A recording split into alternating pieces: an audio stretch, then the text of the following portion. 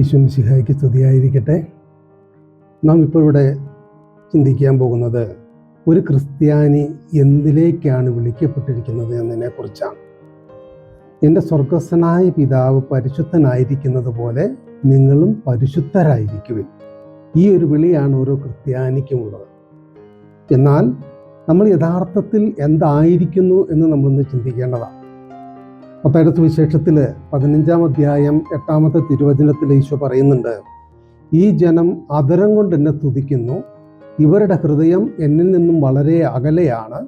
മാനുഷിക നിയമങ്ങൾ പ്രമാണങ്ങളായി പഠിപ്പിച്ചുകൊണ്ട് ഇവർ വ്യർത്ഥമായി എന്നെ ആരാധിക്കുന്നു.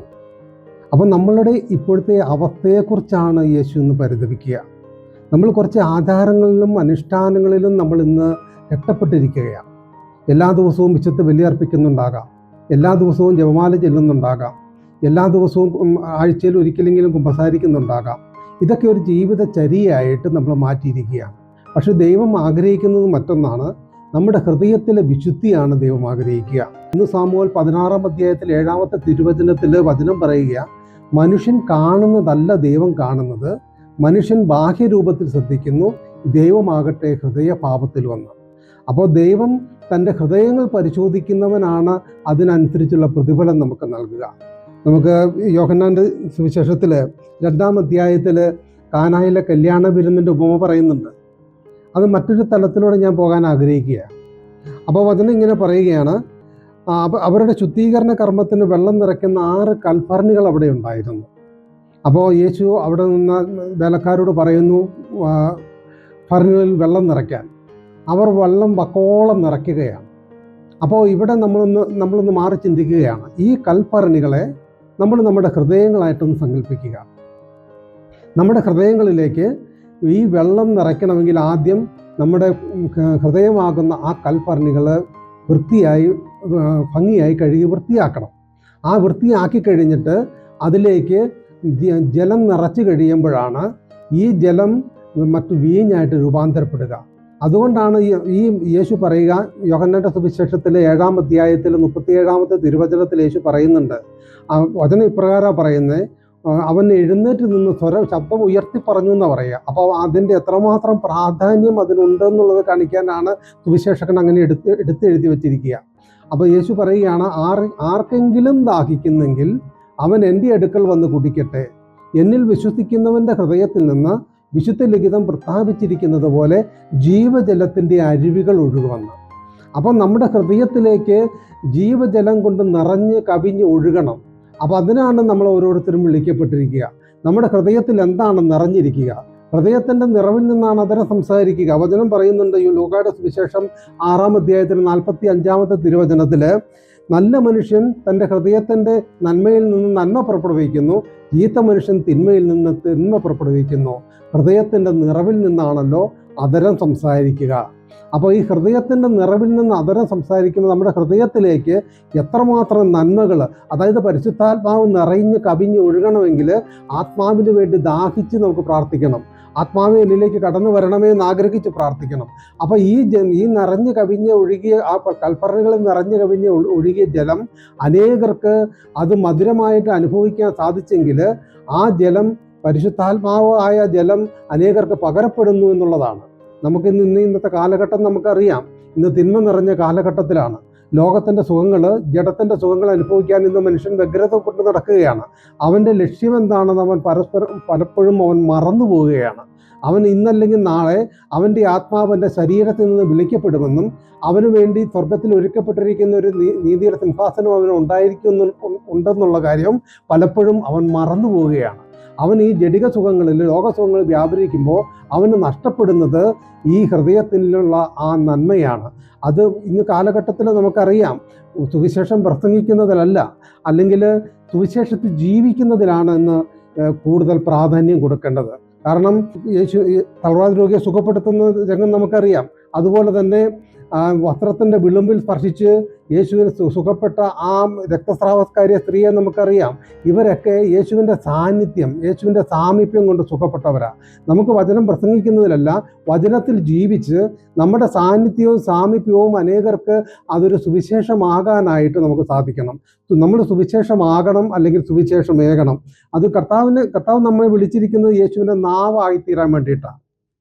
വചനം പറയുന്നുണ്ട്, ജെറമ്യയുടെ പുസ്തകത്തിൽ 15-ാം അധ്യായം 19-ാമത്തെ തിരുവചനം, വിലകെട്ടവ പറയാതെ വചനങ്ങൾ മാത്രം ഉച്ചരിച്ചാൽ നീ എൻ്റെ നാവ് പോലെയായി തീരുമെന്ന്. കർത്താവിൻ്റെ നാവാകാൻ വിളിക്കപ്പെട്ടവരാണ് നമ്മൾ. ലോകത്തിന് സുവിശേഷം കൊടുക്കാൻ വിളിക്കപ്പെട്ടവരാണ് നമ്മൾ. മറ്റൊരു ക്രിസ്തു ആകാൻ വിളിക്കപ്പെട്ടവരാണ് നമ്മൾ.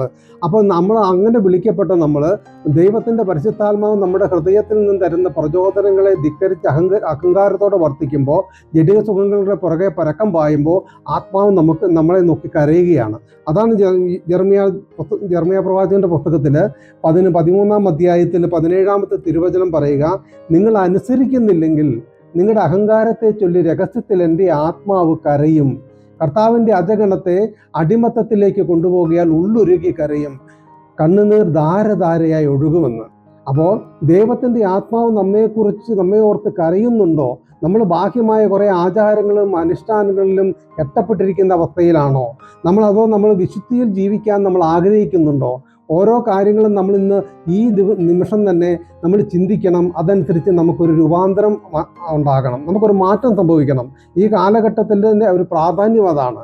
വിലകെട്ടവ പറയാതെ നമ്മുടെ ഹൃദയം മുഴുവൻ ദൈവത്തിൻ്റെ പരിശുദ്ധാത്മാവ് കൊണ്ട്, ദൈവത്തിൻ്റെ വചനം കൊണ്ട് നിറഞ്ഞു കഴിഞ്ഞാൽ നമുക്ക് വിലകെട്ടവ പറയാതെ വിലയുള്ളത് പറയുവാനായിട്ട്, അനേകരെ നമുക്ക് ക്രിസ്തുവിന് വേണ്ടി, യേശുവിന് വേണ്ടി നേടിയെടുക്കുന്നവരായിട്ട് മാറുവാനായിട്ട് നമുക്ക് സാധിക്കും. വീണ്ടും വചനം പറയുന്നുണ്ട്, ജ്ഞാനത്തിൻ്റെ പുസ്തകത്തിൽ 6-ാം അധ്യായം 10-ാമത്തെ തിരുവചനം, വിശുദ്ധമായവ വിശുദ്ധിയോടെ ചെയ്യുന്നവർ വിശുദ്ധരായി തീരും, അവ കണ്ടെത്തുന്നവർ അതിൻ്റെ രക്ഷ പ്രാപിക്കുമെന്ന്. അപ്പോൾ വിശുദ്ധമായ നമ്മൾ ഏത് കാര്യവും വിശുദ്ധിയോടെ ചെയ്യാൻ സാധിക്കണം. അനുദിനം ബലി അർപ്പിക്കുന്നു എന്നതിലല്ല, ആ അർപ്പിക്കുന്ന ബലി വിശുദ്ധിയോടെ ചെയ്യാനായിട്ട് എനിക്ക് സാധിക്കുന്നുണ്ടോ? അനുദിനം വിശുദ്ധ കുർബാന സ്വീകരിക്കുന്നു എന്നതിലല്ല, അത് ഹൃദയത്തിൻ്റെ നിറവിൽ നിന്ന് വിശുദ്ധിയോടെ സ്വീകരിക്കാൻ എനിക്ക് സാധിക്കുന്നുണ്ടോ? എല്ലാ ദിവസവും ജപമാല ചൊല്ലുന്നു എന്നതിലല്ല, അത് വിശുദ്ധിയോടെ ചെയ്യാനായിട്ട്, അത് നമ്മുടെ ഹൃദയത്തിൽ നിറഞ്ഞ് കവിഞ്ഞൊഴുകാനായിട്ട്, അനേകരെ നമ്മൾ നേടിയെടുക്കുന്ന വ്യക്തികളായിട്ട് മാറുവാനായിട്ട് നമുക്ക് സാധിക്കണം. അതുകൊണ്ടാണ് ഈ കൽഭരണികളിൽ വെള്ളം നിറച്ച സംഭവം. നമ്മുടെ ഹൃദയം വെടുപ്പാക്കണം. നമ്മുടെ ഹൃദയം എല്ലാ അശുദ്ധിയിൽ നിന്നും മോചനം പ്രാപിക്കണം.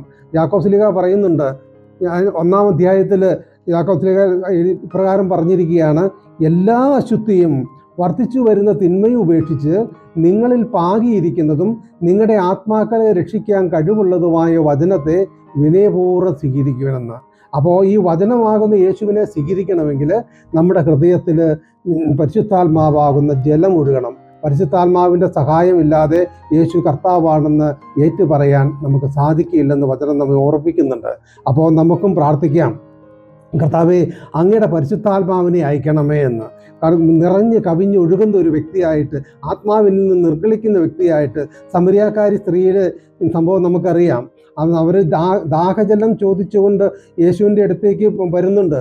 അപ്പോൾ യേശു അവരോട് പറയുകയാണ്, എന്നിൽ വിശ്വസിക്കുന്നവൻ്റെ ഹൃദയത്തിൽ നിന്ന് ജീവജലത്തിൻ്റെ അരുവികൾ ഒഴുകുമെന്ന് യേശു പറയുന്നത്. അതേ യേശു പറയുകയാണ്, ഞാൻ കുടിക്കുന്ന ജലം അവന് നിത്യജീവനിലേക്ക് ഒഴുകുന്ന ജീവജലത്തിൻ്റെ അരുവിയായിട്ട് മാറും. അപ്പോൾ ആ ജലം പരിശുദ്ധാത്മാവിൻ്റെ പ്രതീകമാണ് ജലം. ആ ജലം കുടിക്കാനായിട്ട് നമുക്ക് സാധിക്കണം. ആ ജലം നമ്മുടെ ഹൃദയത്തിൽ നിറയാനായിട്ട് സാധിക്കണം. ഈ കാലഘട്ടത്തിൻ്റെ തിന്മയിൽ നിന്ന്, പാപത്തിൻ്റെ പ്രലോഭനങ്ങളിൽ നിന്നെല്ലാം അതിജീവിച്ച് വിശുദ്ധിയോടെ നമുക്ക് മുന്നോട്ട് പോകുവാനായിട്ട് നമുക്ക് സാധിക്കണം. ഇതിനുവേണ്ടി നമുക്ക് പ്രാർത്ഥിക്കാം. പരിശുദ്ധ അമ്മയോട് ചേർന്ന് നിന്നുകൊണ്ട് നമുക്ക് പ്രാർത്ഥിക്കാം. പരിശുദ്ധ അമ്മയെ, മാതാവേ, അമ്മ സഹിച്ചതുപോലെ സഹനത്തിൻ്റെ വഴികളിലൂടെ ഞങ്ങൾ നടന്നു പോകുമ്പോൾ, അമ്മ നടന്ന അതേ വഴിയിലൂടെ നടക്കുമ്പോൾ, പാപത്തിൻ്റെ പ്രലോഭനങ്ങൾ, തിന്മയുടെ ആ പടുകുഴിയിലേക്ക് ഞങ്ങൾ പോകുമ്പോൾ ഞങ്ങൾ ആഗ്രഹിക്കുന്ന നന്മയല്ല പലപ്പോഴും, ആഗ്രഹിക്കാത്ത തിന്മയാണ് ഞങ്ങൾ ചെയ്യുന്നതെങ്കിൽ അതൊരിക്കലും ഞങ്ങളല്ല കർത്താവേ, എന്നിൽ വസിക്കുന്ന പാപമാണെന്ന് തിരിച്ചറിവോടുകൂടി നമുക്ക് പ്രാർത്ഥിക്കാൻ സാധിക്കണം. നമുക്ക് മുന്നോട്ട് പോകാൻ സാധിക്കണം. നല്ലൊരു ക്രിസ്തുവായിട്ട്, ഈ ലോകത്തിന് പ്രകാശമായിട്ട്, ഭൂമിക്ക് ഉപ്പായിട്ട് നമുക്ക് മാറട്ടെ. ദൈവം എല്ലാവരെയും അനുഗ്രഹിക്കട്ടെ. നമുക്ക് വിശുദ്ധിയോടുകൂടി നമുക്ക് മുന്നോട്ട് ജീവിക്കാൻ നമുക്ക് സാധിക്കണം. പിതാവിൻ്റെയും പുത്രൻ്റെയും പരിശുദ്ധാത്മാവിൻ്റെയും നാമത്തിൽ ആമേൻ.